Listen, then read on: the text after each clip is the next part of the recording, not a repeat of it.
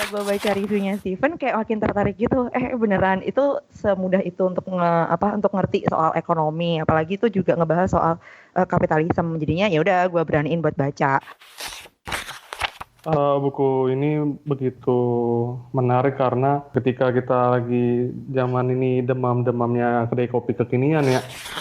Kok gue merasa terhibur gitu loh baca buku ini. Mungkin karena dia bukan presiden gue kali ya.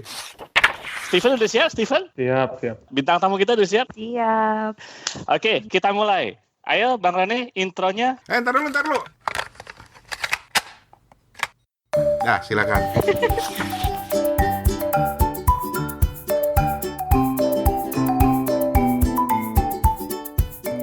Halo, selamat datang kembali di Kepo Buku. Podcast yang selalu ngepoin teman-teman semua, termasuk kita bertiga. Podcast yang selalu menghubungkan at least 3 kota berbeda. Bangkok, Jakarta, kadang-kadang sih tergantung bintang tamunya. Singapura atau Kuala Lumpur, dan juga Ambon. Kali ini saya yang bertugas, Hertoto Eko alias Toto dari Singapura, nge-host episode kali ini. Nah, episode berapakah ini saya juga udah lupa, saking banyak, Bo, gitu. Jadi entah dilihat aja di title-nya. Yang pasti saat ini ada saya di Singapura, Toto, juga ada Bang Rani yang ada di Bangkok. Hadir. Udah pakai celana? Apa sih lo? Mas pakai? Oh iya. Gue setiap rekaman selalu sarungan aja gue. Sekedar ngecek aja. Dan kita ke timur Indonesia, Bang Steven. Halo hadir. Apa kabar? Sehat. Bagaimana malam mingguannya? Lo malam mingguan ditanyain ya, jelas-jelas dia di sini. Itu kan gue implisit itu mempromosikan Steven. Iya, kita nggak tahu kan dia rekamannya ditemani sama siapa. Nah, itu dia. Nah, di episode kali ini kita juga menghadirkan bintang tamu yang dulu pernah membuat Kepo Buku juga melejit. Beliau adalah siapa namanya, lupa gue. Tar dulu. Gue udah tahu kok. Toto tuh pelupa, makanya gue udah kirimin nama lengkapnya, nama panggilannya, akun Twitternya. Awas kalau lupa lo, wah hajar lo. Iya, gue baca lagi. Dulu beliau ini pernah ngobrol sama kita tentang Silent Book Club-nya, gitu kan. Nah, namanya siapa? Mbak Hesti, alias Hestia Istiviani. Benar ya, Mbak Hesti? Benar. Apa kabar? Baik. Gue nggak salah kan bacanya? Ya nggak salah kok. Hesti lagi di mana, Ti? Lagi di rumah. Oke, berarti episode kali ini kita ngobrolin buku dulu ya. Apa sih yang kita baca gitu ya? Jadi nanti kita sharing buku apa yang lagi kita baca, baik yang sudah selesai maupun yang belum selesai gitu. Mungkin kita mulai dulu dari siapa ya? Dari bintang tamu lah ya. Namanya bintang tamu kita kasih kehormatan dong gitu. Ngasih barang ya 2, 3, 5 buku lah gitu. Lu jahat.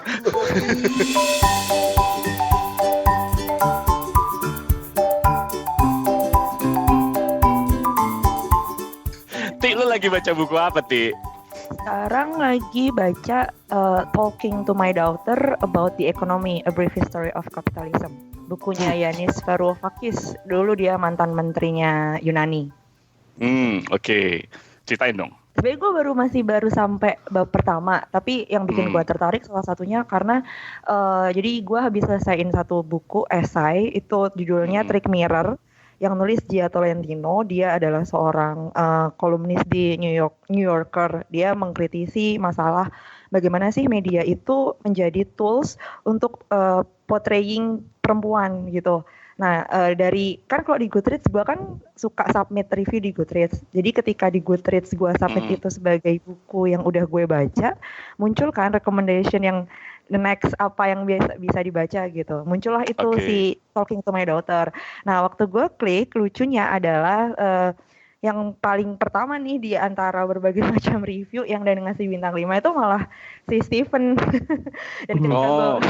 Dan ketika gue baca reviewnya Steven kayak makin tertarik gitu. Beneran itu semudah itu untuk untuk ngerti soal ekonomi, apalagi itu juga ngebahas soal kapitalisme. Jadinya ya udah gue beraniin buat baca. Pertama buku ini lebih ngebahas soal inequality. Kok bisa sih ada banyak inequality di dunia ini? Nah, si penulis menggunakan analogi ketika benua Australia itu dijajah kan berarti menginvasi suku asli kan, suku aborigin. Kenapa kok suku aborigin itu tidak melawan balik, nggak ngejajah balik kaum Inggris gitu. Nah di situ dia jelasin dengan berbagai macam pendekatan yang menurut gue itu bisa diterima sama orang awam. Kayak gue kan bukan latar belakang ekonomi kan, tapi bisa ngerti, oh ternyata equality itu memang ternyata itu sesuatu yang nyata. Orang-orang kalau ngomong soal ekonomi dan pasar atau market itu sebenarnya dua hal yang berbeda, tapi seringkali dijadikan satu hal yang seakan-akan sama. Nah hal-hal kayak gitu tuh yang ya gue baru dapat di bab pertama gitu. Gue belum lanjutin lagi sih bacaannya. Jadi lu kira-kira bakal nyelesain berapa bab lagi? Seharusnya sih semoga besok gue udah selesai. Asik. Cuma 2 hari lah. Oke, besok kita telepon lagi. Bisa.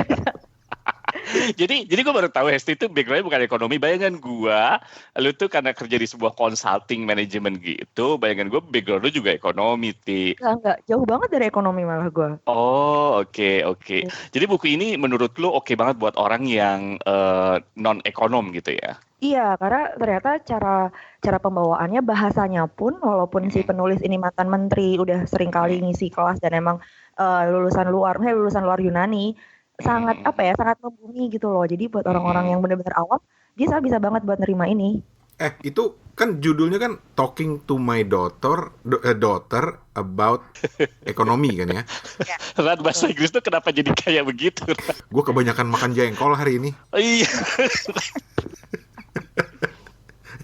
Kenapa jadi bedok? Jadi Inggris bojong kulur dikit gitu. Iya gitu. Nah, gue tuh selalu tertarik sama buku yang bisa menjelaskan sesuatu dengan sederhana. Dari judulnya aja udah menarik gitu ya. Tapi dari gaya bahasanya, karena kan judulnya Talking to My Daughter, gue asumsikan dia akan menggunakan gaya bahasa yang sederhana atau struktur yang mudah dipahami atau gimana. Iya nggak? Gitu nggak sih, Ti? Bener. Jadi waktu di preface-nya atau prolognya itu dia bilang dia nulis ini itu salah satu buku yang paling ringan pernah dia tulis tanpa menggunakan banyak referensi. Karena tujuannya ya memang dia ingin menjelaskan kepada putrinya, waktu itu umur 14 tahun. Jadi dia nulis ini untuk anaknya yang umur 14 tahun. Pertama kali dipublis 2013 bukunya. Nah kenapa kok itu berhubungan sama bab pertamanya. Kenapa dia pakai contoh benua Australia? Karena anaknya besar dan sekolah di Australia. Jadi kayak itu yang paling gampang akan dipahami oleh anaknya gitu.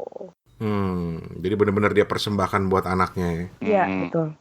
Lo harus baca, Ren, sebagai tes berikutnya, Ran. Emang lu udah baca itu? Enggak, kalau lu lolos berarti di buku gampang banget emang.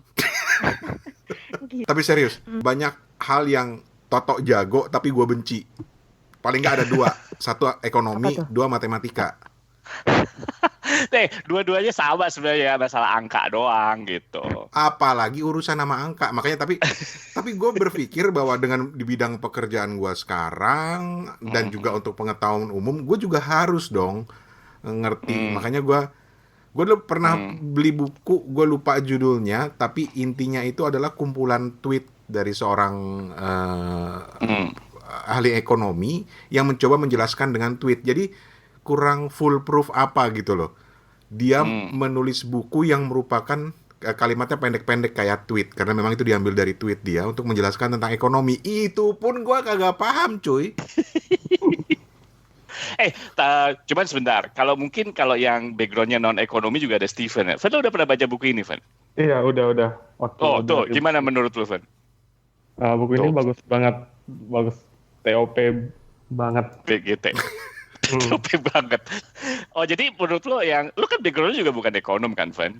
Iya, bukan. Tapi si penulis ini benar-benar bisa menggarap ekonomi dengan simpel, dengan hal-hal yang bukan berjelimet teks-teks ekonomi, istilah-istilah yang bikin kita jadi keder gitu. Bagus. Oke. Nah ini Ran, buku-buku yang kayak gini kita juga pernah bahas tuh kan. Lu baca buku-buku ekonomi gimana bisa menimbulkan rekreasi atau kesenangan. Nah gue justru saat ini juga lagi suka baca buku setipe kayak gini gitu. Gila ya, buat lu begini rekreasi ya? Loh enggak, maksud gue karena background gue ekonomi gitu. Seharusnya gue baca yang lebih jelimet lagi kan. Tapi gue suka karena justru dari sisi lain orang bisa menjelaskan ini dengan bahasa yang lebih mudah kan. Menurut gue, dulu kan pernah gue bilang, orang yang pintar itu adalah orang yang bisa membuat sesuatu yang kompleks, rumit menjadi mudah dicerna gitu. Kan kalau lu pintar misalnya fisika kuantum gitu, terus lu bisa jelasin ke anak umur 5 tahun dengan cara sederhana, ya oke banget. Dan misi gue misalnya gue bisa menjelaskan ekonomi yang rumit itu ke lu, nah itu menurut gue jenius banget gitu. Oke, Hesti, keren banget ya Ti ya. Terus Ti, pengaruhnya apa Ti? Kalau misalnya gini, kalau gue bilang lu udah tahu ini, pengaruhnya apa di kehidupan profesional lu misalnya kayak gitu? Kalau gue lihat sih bukan ke arah kehidupan profesional kali ya, tapi lebih ke arah ya ekonomi Impact lu kan buat, bukan. Iya, buat gue sendiri sih kayak ekonomi kan bukan sesuatu yang menjadi fokus gue gitu. Akhirnya kayak oh ternyata ada berbagai macam hal yang selama ini gue lihat tidak saling berhubungan itu berkaitan satu sama lain. Jadi misalnya kayak gue nggak peduli mau jajan apa, misal mau spending uang kayak gimana, itu kan untuk kehidupan gue sendiri. Tapi ternyata dari behavior kayak seperti itu akan mempengaruhi banyak hal gitu. Misal itu yang sejauh ini gue lihat sih dari buku itu. Lu ada lagi megang bukunya nggak, Ti? Bukunya di Kobo, di e-book reader. Kenapa? Lu pakai Kobo? Iya, betul. Bukan Kindle. Please jangan dihujat. Lu nggak dihujat, gue malah pengen tahu. Emangnya kenapa ya kalau pakai Kobo ya? Tahu. Sering banget dihujat. Kenapa sih lo nggak pakai Kindle aja? Kenapa harus pakai Kobo? Siapa sih yang di Indo pakai Kobo? Aduh, sering banget gue digituin. Oh ya? Kobo itu berarti nggak, kalau Kindle tuh Amazon kan. Kalau Kobo itu ada hubungannya dengan salah satu publisher. Rakuten Jepang. Dia di bawahnya Rakuten. Gitu. Mungkin dia ini, kalau Hesti itu sekalian subscribe sama itu Rakuten, drama-drama Korea gitu ya, drama Jepang gitu ya. Tapi boleh dong dikit. Kenapa Kobo? Gue dulu dikasih kado ulang tahunnya Kobo, terus ya udah. Begitu ada yang versi barunya tahun 2018, ya daripada gue pindah account, ya gue pakai Kobo aja lagi. Gitu. Ini insight aja. Ran, lu kenapa Kindle? Kurang ajar dia balasnya ke gue. Lo enggak, ini buat insight sekalian. Lu kenapa Kindle? Kindle setelah gue pelajari, paling nggak dari subjektivitas gue ngeliat kayaknya banyakan bukunya di Kindle deh. I see, oke. Van, lu kenapa Kindle? Kindle juga, Stephen juga Kindle kan? Iya. Kenapa Van Kindle? Waktu itu kan ini, kalau buku elektronik tuh top of mind-nya Kindle, Amazon Kindle. Oke.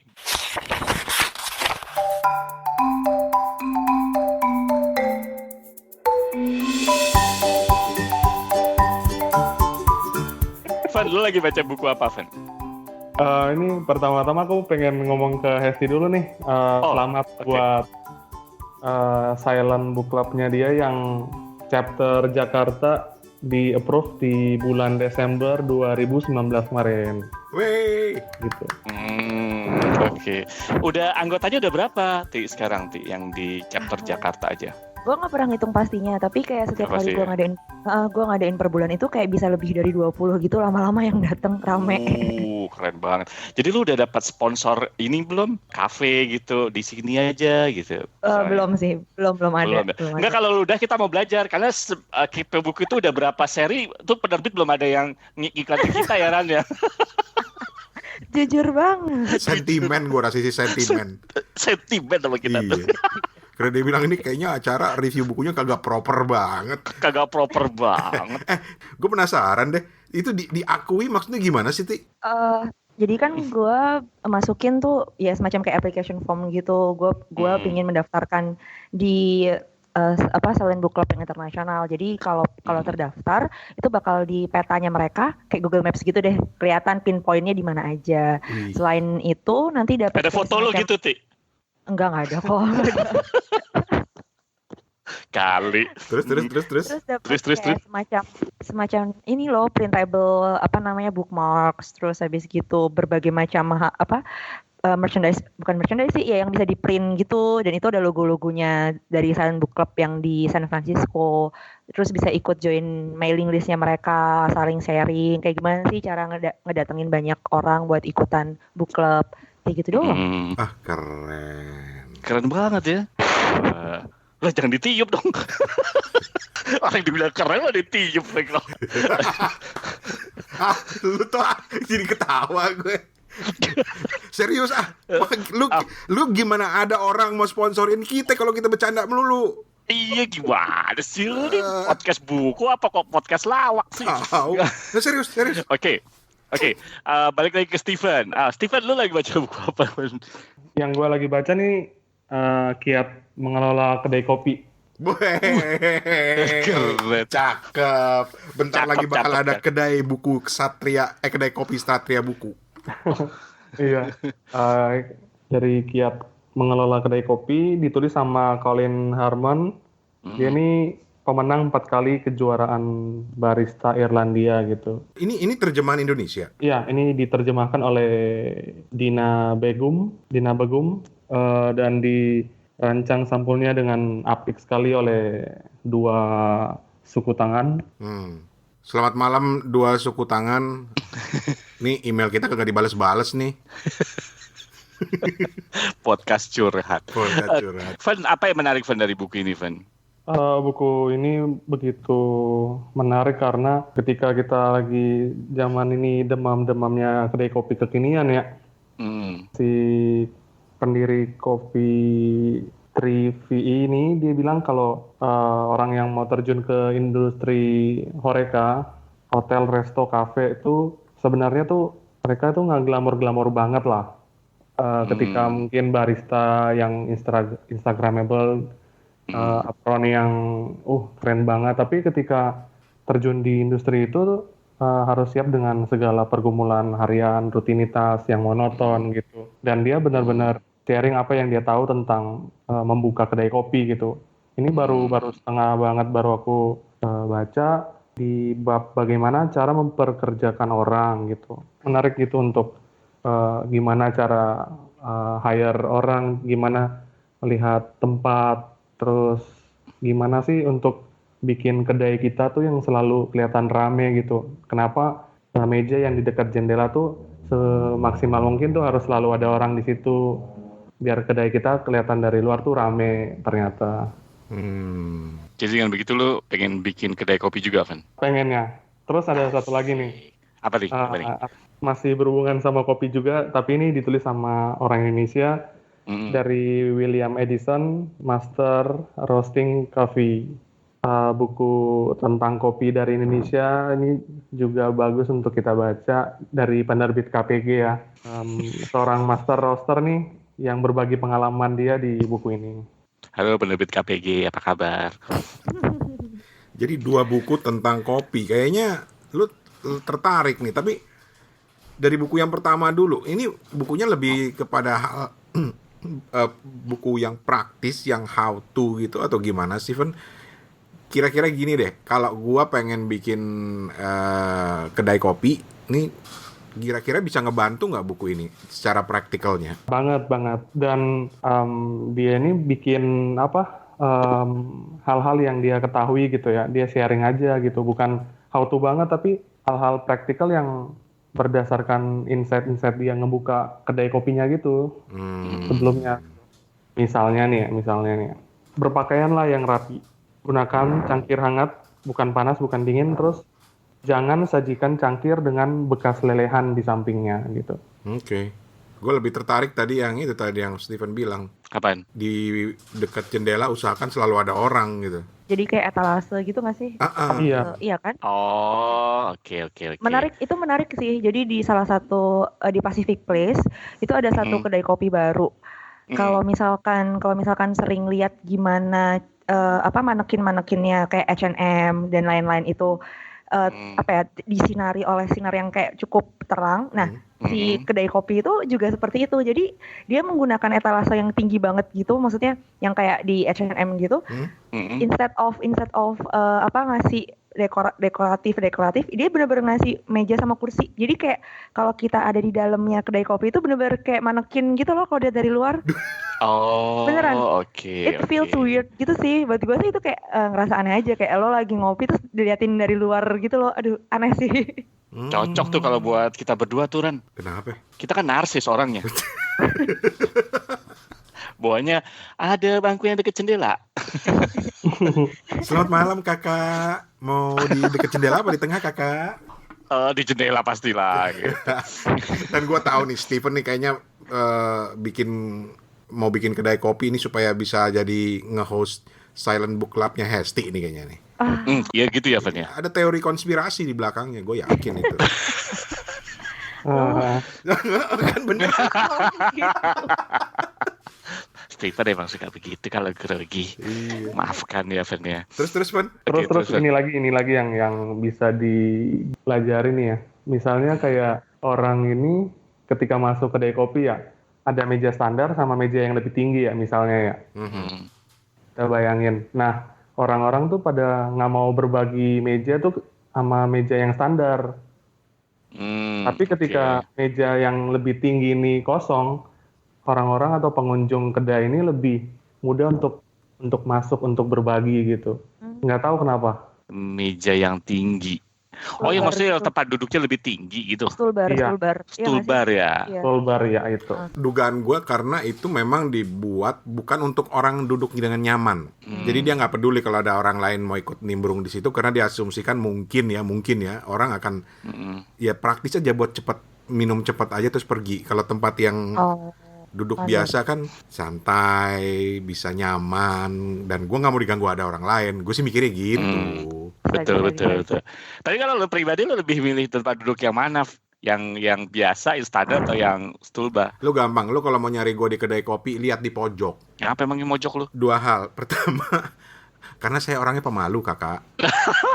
Oke. Terus? Yang kedua, gue tuh kadang-kadang suka ngerekam podcast di kedai kopi dan itulah makanya kenapa gue suka cari di pojok. Jadi nggak menggema. Jadi banyak apalagi di Bangkok karena gue mikir nggak ada orang yang tahu gue ngomong apa ini gitu kan. Jadi ya gue cari tempat di pojok aja gitu terus rekaman deh.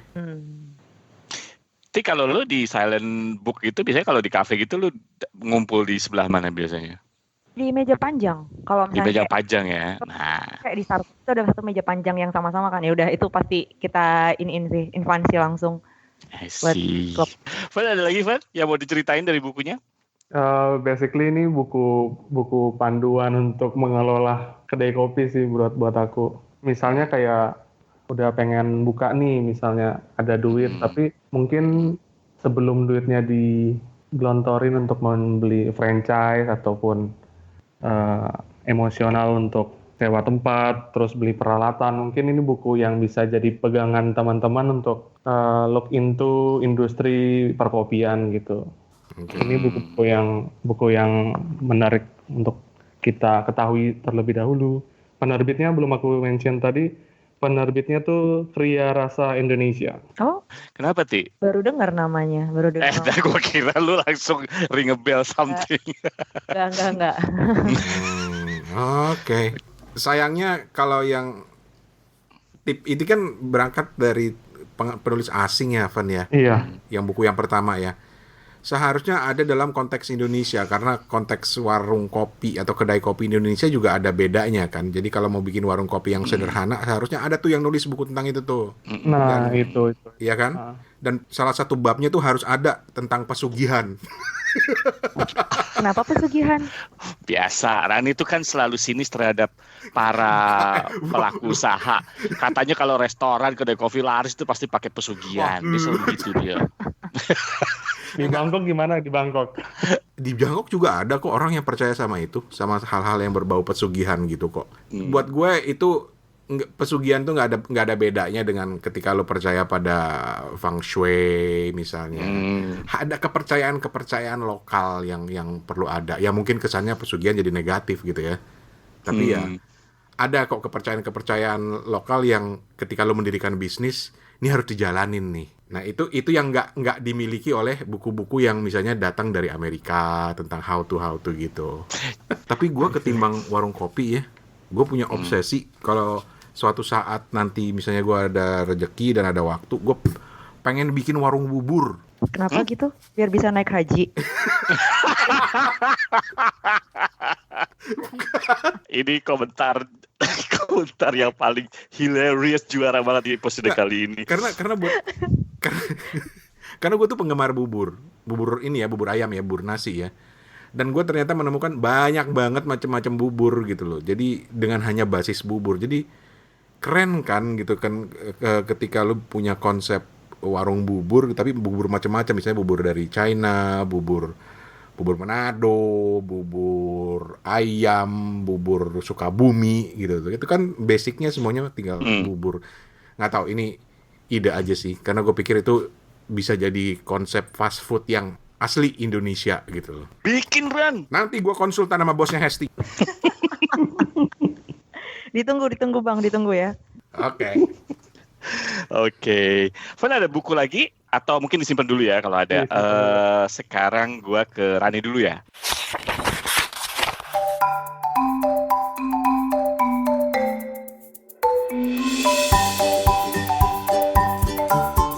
Oke, Ran. Baca buku apa, Ran?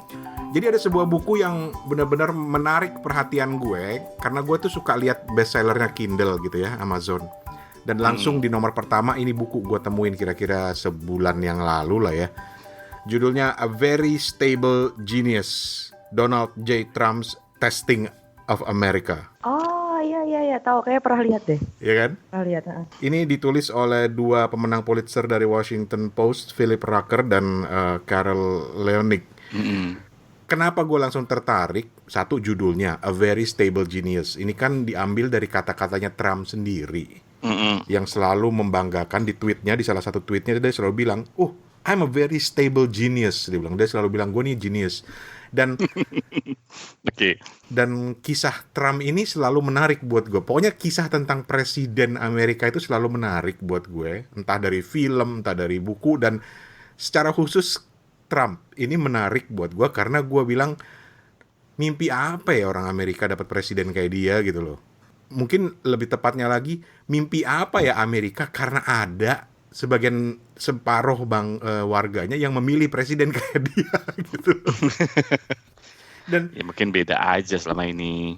Iya bisa jadi, tetapi buat gue itu selalu menarik. Jadi gue selalu pengen tahu, gue sampai subscribe ke Twitternya Donald Trump, subscribe ke Twitternya musuh-musuh dia, karena tuh buat gue itu menarik gitu loh. Sebuah negara superpower bisa punya presiden yang kayak begini, yang rada-rada nggak beres gitu loh. Dan itu semakin diperkuat dengan gue membaca ini, karena buku ini kan sebenarnya si Philip Rucker sama Carol Leonnig ini kan wartawan Gedung Putih, pemenang Pulitzer, udah pernah meliput untuk beberapa presiden, dan dia inside informationnya banyak. Jadi dia banyak mewawancarai orang-orang, kalau nggak salah sampai 200-300 orang gitu yang dia wawancarai buat buku ini. Karena menurut dia ini penting, seharus ada buku yang merekam sebuah kepingan sejarah dari Amerika di zamannya Donald Trump, dan itu harus akurat karena kita tahu di zaman Donald Trump itu kan semuanya dikontrol banget sama dia kan, dikuasai banget lah arus informasinya. Yang tidak sejalan dengan dia selalu disebut fake news. Nah, buat gue yang menarik dari buku ini dan perlu rasanya kita tahu juga karena ini adalah sebuah sejarah, adalah cerita-cerita kecil, cerita menarik dari balik Gedung Putih, dari dalam Gedung Putih gitu loh, tentang misalnya hal-hal yang kecil lah. Ada satu bab misalnya staf dia salah pilih ubin yang buat dia norak banget, padahal itu Trump sendiri yang minta. Itu dari hal yang kecil seperti itu sampai hal yang gede, misalnya di Pentagon itu kan ada satu ruang khusus yang disebut the tank. The tank itu adalah ruang rapat yang klasik banget, yang sakral banget, tempat para pemimpin Amerika, jenderal-jenderal ngumpul sama presiden ketika dalam situasi perang.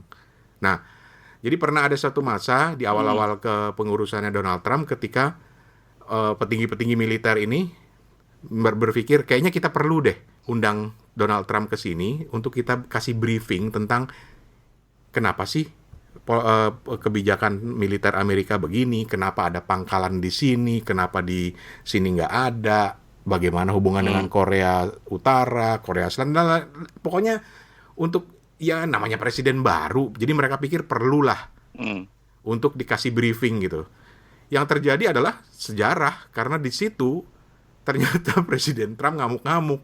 Jadi Trump itu nggak suka banget merasa digurui. Padahal kan presiden nggak mesti tahu segalanya kan, nggak mesti paham banyak hal. Nah, jadi ketika si jenderal ini menjelaskan tentang kebijakan ini, Trump tuh tersinggung dan ujung-ujungnya akhirnya dia marah, ngomong langsung ke para jenderal-jenderalnya nih, you are a bunch of babies, you are a bunch of idiots, I won't go to war with you. Itu ternyata membuat para jenderal ini tersinggung, tetapi masalahnya nggak ada yang berani angkat bicara gitu.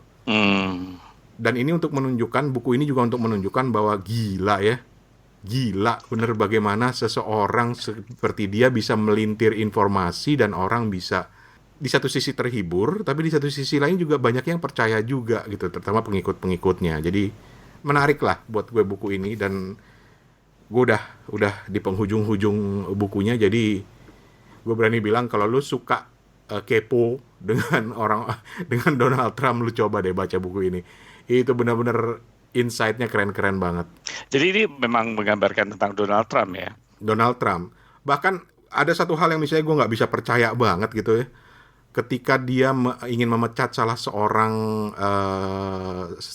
orang penting lah di FBI apa CIA gitu ya. Itu dia nyuruh orang lain loh untuk pasang badan. Dan itu dia bilang, lu ya yang harus bilang, lu yang mecat bukan gue gitu loh. Itu buat gue, ada ya kayak begini. Berarti Bang Rane mau tanya dong. Udah pernah baca yang lainnya nggak, kayak Fear? Yep. Yang itu loh. Fear itu yang Trump in the White House. Iya, Bob Woodward. Iya.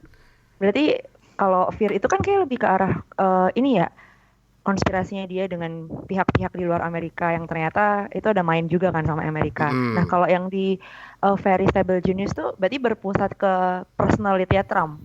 Personality-nya, jadi benar-benar dia mengambil kesaksian-kesaksian dari staff-staffnya untuk terus jadi gini, di buku itu dia bagi dalam kepingan-kepingan cerita gitu ya, bab-bab cerita tentang hal-hal yang berbeda, mulai dari masa dia dilantik sampai sekarang, sampai 3 tahun. Jadi ini kurun waktu 3 tahun liputannya, dan ya untuk nunjukin gini loh kelakuan si Trump itu berdasarkan kesaksian para orang-orang yang dekat-dekat dengan dia.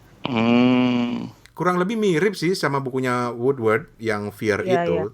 Yeah. Mirip kurang lebih, tapi buat gue, karena gue udah baca yang Fear juga, buat gue yang sekarang ini lebih banyak ceritanya yang gurih-gurih gitu.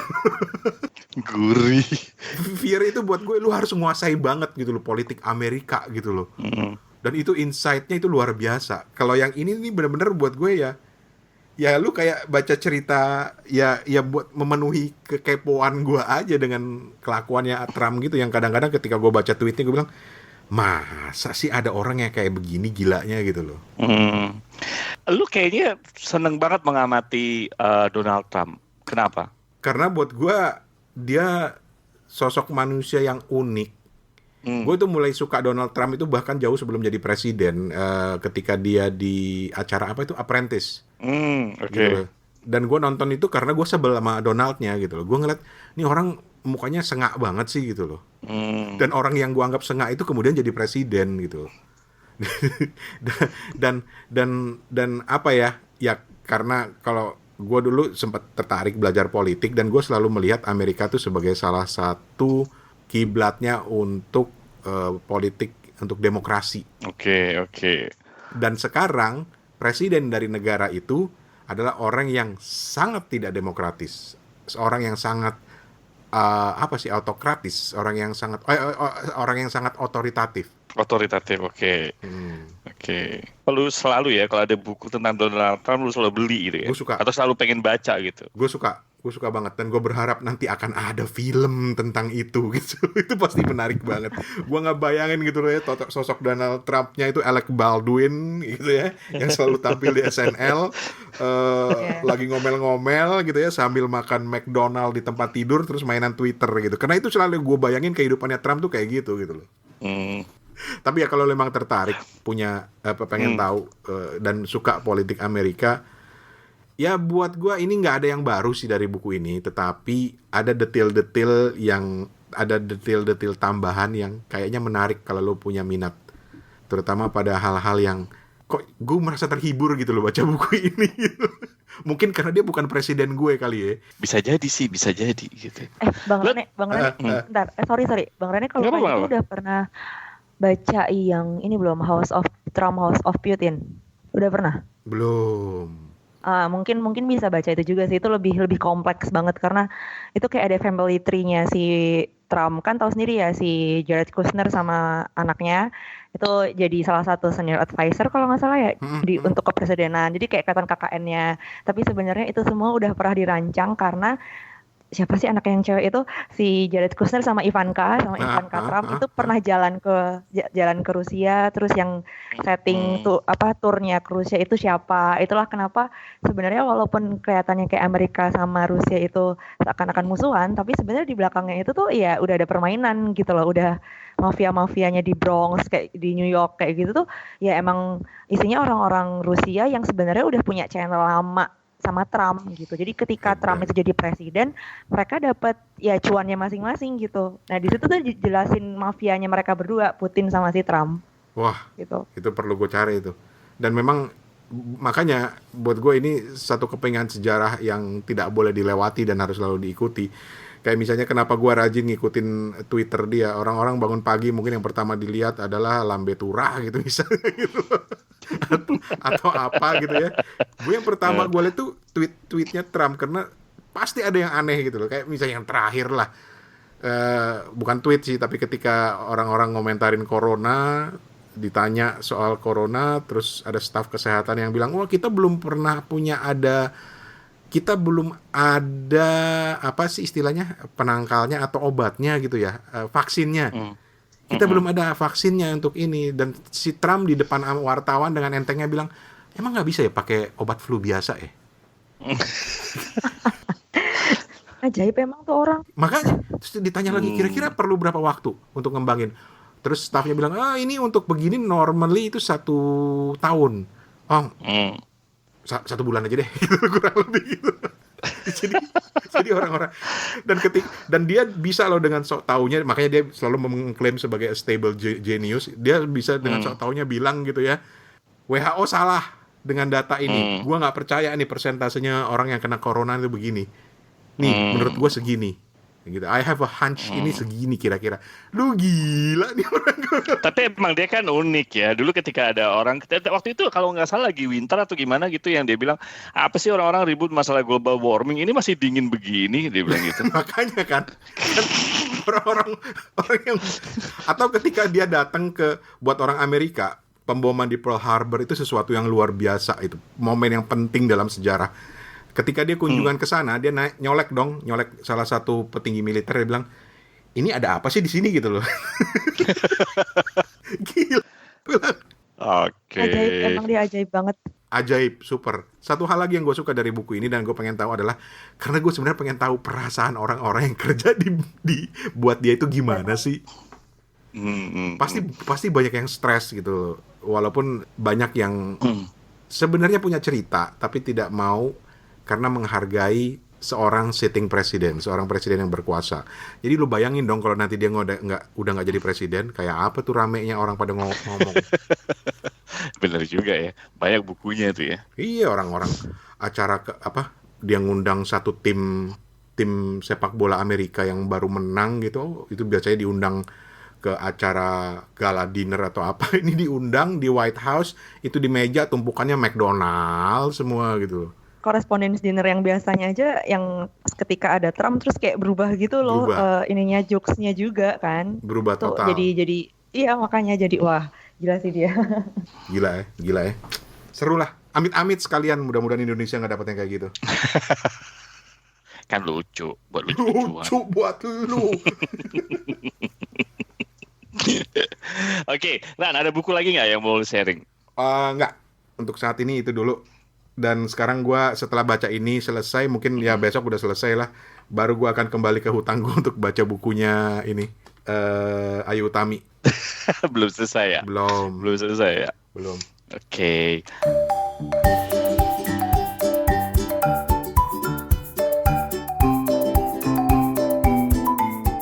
Oke, woi, gila kita udah sharing buku banyak banget ya. Tapi kalau kita berlama-lama dengan episode kali ini bisa sampai tahun depan. Karena kalau kita ngobrolin buku bisa nggak habis-habis. Nah, episode kali ini kita tutup dulu buat teman-teman.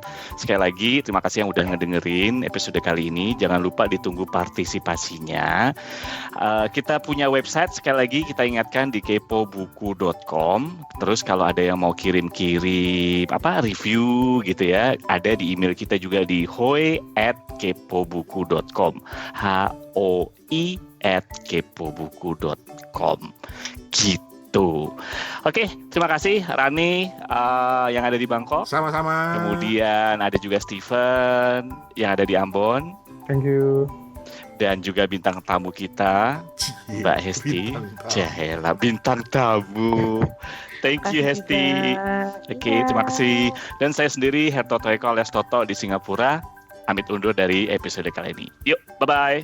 Bye. Bye.